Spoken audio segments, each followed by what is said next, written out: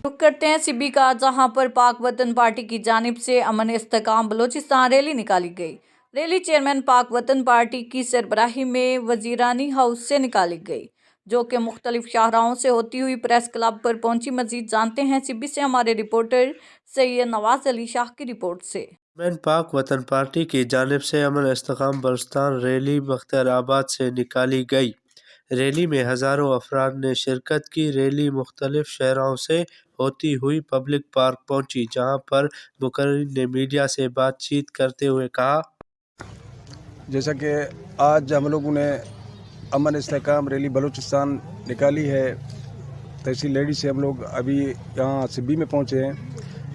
आप लोग जानते हो कि हमारे बलूचिस्तान में कितनी कत्ल व गारत और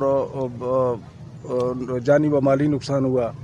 आज इस रैली का मकसद यही है कि खुदा रहा हम उन लोगों को भी जो पहाड़ों पे है, जो मजम्मतकार हैं, उन्हें भी कहते हैं कि आप अभी जो है ना आप लोग ये कत्ल व गारत छोड़ दें और कौमी धारे में शामिल हो जाएं और अपने। मुकर्रिर का कहना था कि सिक्योरिटी फोर्सेस ने अपनी जानों का नजराना देकर अपने मुल्क की हिफाजत की। आज हमने अपनी फोर्सेस से मोहब्बत इज़हार यकजहती के लिए रैली निकाली है। मुकर्रिर ने नाराज़ बलोचों से भी अपील करते हुए कहा कि कौमी धारे में शामिल होकर अपने मुल्क कौम की खिदमत करें। कैमरा टीम के साथ reporter Syed Nawaz Ali Shah, our news Sibi.